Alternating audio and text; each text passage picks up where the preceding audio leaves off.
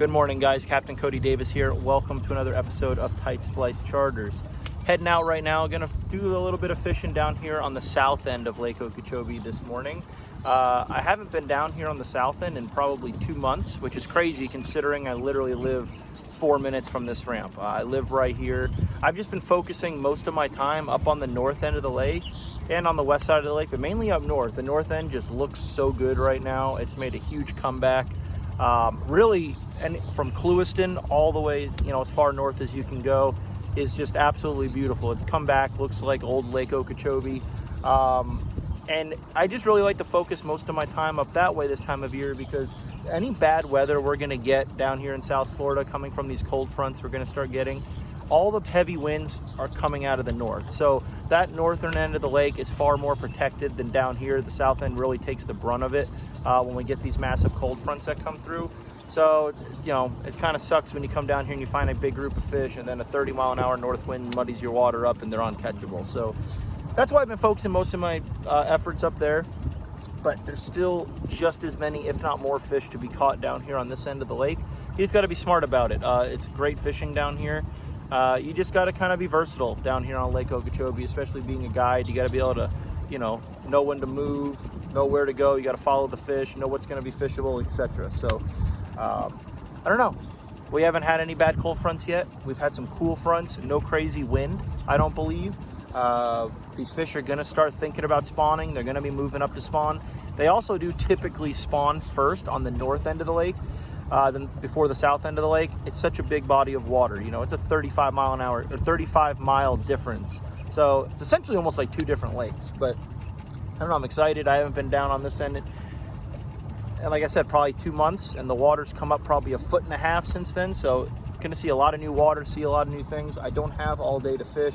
I'm actually leaving for South Georgia here about 3 o'clock. So and it's going to be about an 8-hour drive. I probably should have just slept in today, but if they're biting, you got to go. So I don't know, see what we can put together for you. I'm going to try and just kind of document how I break down the lake and what I'm looking for this time of year.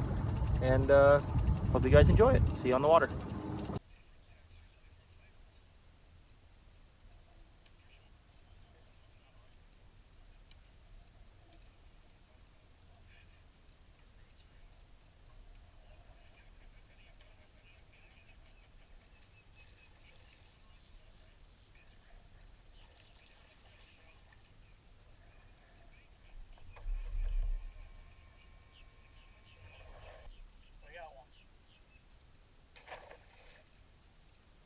Tough today.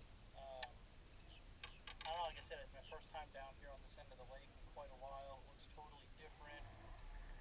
Some water's muddy, some water looks good. Not really seeing much bait around, so trying to kind of put it together here. I've had 4 bites today. That was my 5th. I missed them all, and they've all come under mats. So I'm really just kind of, don't have much time left. I'm just kind of concentrating on finding some mats that make sense here and look good. I think that's my best chance at a big bite right now also. So flipping that 1.5 ounces. So that was on a missile D-bomb. Going between that and a gambler burn craw. I don't know, see if we can pull a big one out.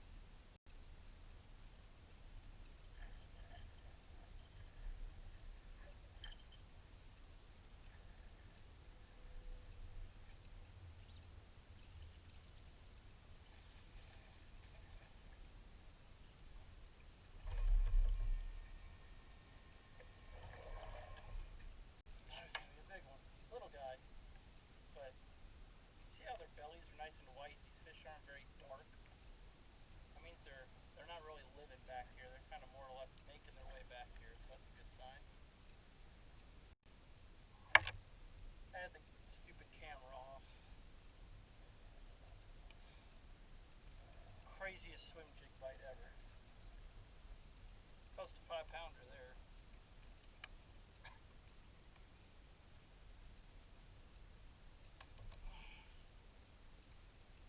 Super healthy fish. Look how thick she is in the back.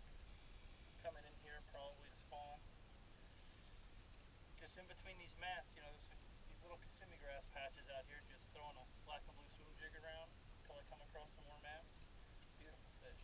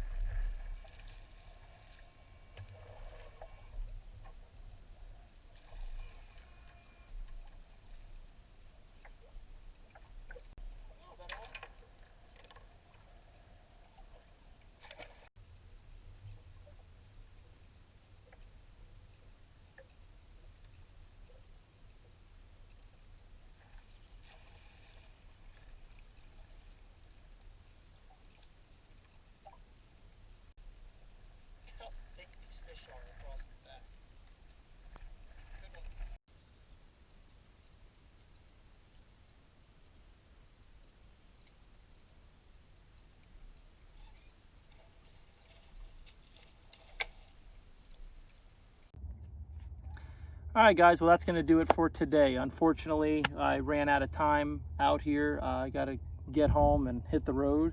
But all those fish you saw me catch, I caught in the last 45 minutes to the max an hour. I just figured them out really late, found them really late. Should have been in this general area all morning. This is where I was going to start, funny enough, but ran around, looked at some new water, eliminated a lot of water, which is good. This was my first time in this area of the lake in probably going on a month and a half, which is a long stretch of time when you're talking about Lake Okeechobee. Things change so fast. Every fishery around the country is changing right now. You know, everything's in transition. Our water's coming up. We still are having tons of rain. The fish want to spawn. We just came off of a full moon, or at least they're thinking about spawning and setting up for it. Water's getting dirty, some water's cleaning up, a lot of new grass, a lot of new areas. There's just a lot going on out here on the lake right now. But I am very anxious to get home to come back and try flipping these mats again. And what I really think is happening, you know, like I said, I've been spending a lot of time up on the north end of the lake, and today I fished the south end. Kind of the same deal's going on. You're going to catch these flipping fish, or these fish that are underneath these mats, when the mats are in the right spot. You know, they got to be around somewhere where these fish are going to want to spawn. You know, I fished a small tournament this past weekend up on the north end. I had just under 14 pounds with a 5-pounder, so I didn't really find anything. But I think all of my fish I weighed in, except for one, came out of a, I don't know, 60-foot mat. And it just so happened that mat was, you know, positioned right in front of what I would consider a spawning flat. And I went, after I flipped the mat a couple of times, I actually went back in that spawning flat and threw a moving bait around and caught a bunch of little male fish, really small ones. So they were set up there. There was beds back there. And I think that's kind of what's going on here. You know, you saw most of my fish came out of mats. I caught those 1 or 2 on a swim jig. I caught that good 4 or 5 pounder on the swim jig. I did not get on camera, unfortunately. But those were situated back in a little protected bay, and the mats kind of bordered it. I think all those bites I had in the mat were just all small male fish. You know, they weren't jet black, they weren't super dark.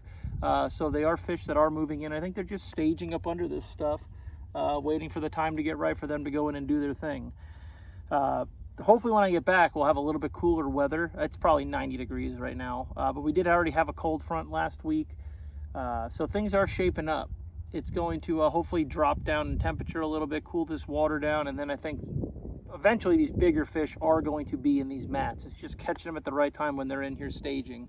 I did lose one that was probably 4 pounds, just kind of somersaulted out of the water, but never had a real true giant bite today, like Lake Okeechobee is known for when you're fishing up underneath this stuff. But just to kind of go over what I was using, no matter, even if you are on a true flipping bite, it's always a good idea to have some sort of moving bait, whether it's a big swim bait, whether out here it's a swim jig is probably the best one. That's kind of what I ran into. I ran into some little, you know, 40, 50 yard stretches that didn't have anything to flip. And I was throwing this black and blue swim jig around, kind of my staple that I always use out here. And that's what I actually caught 2 of the better fish on. But then, you know, you'd kind of run out of stuff to cast that to, and then I was just flipping these penny wart mats. Just a, pretty much same thing I always use, just a 1.5 ounce, double bobber stop, 5/0 Strike King hack attack hook, and a Missile Baits D-bomb is on here right now. Funny thing is, I think I've told you guys a number of times, it does not matter what you put in there. You just need something that you're confident in that's going to hold your hook good, and it's going to get bit. You could take this bait. I'm not that any of us are going to do it, but I guarantee you could rip those flippers off and just drop that through that mat, and if he's going to eat it, he's going to eat it. But so whatever is going to hold your hook good, you know, and sit whatever tungsten you like to use, and whatever hook you use, you know, whatever's going to hold and hide that setup the best for you is is all you have to use.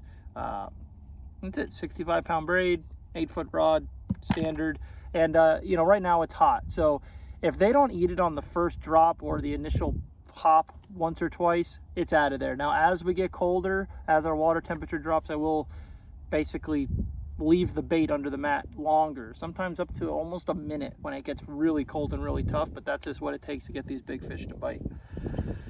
That's it though. Just wanted to come out, shoot a little something to put up here. I'm going to be off the water now for about 7 days, going to hang out in the woods in Georgia, but as soon as I get back, I will be out here trying to pick these fish apart again. Hopefully we don't get a big north wind that's going to dirty this up, and maybe next time those will all be fish over 5 pounds, because that's kind of how it happens out here. But subscribe, like the video, tell your friends, tell your family, whatever. You know, I enjoy making these videos. If you guys want to come fish with me, the fishing is going to start heating up.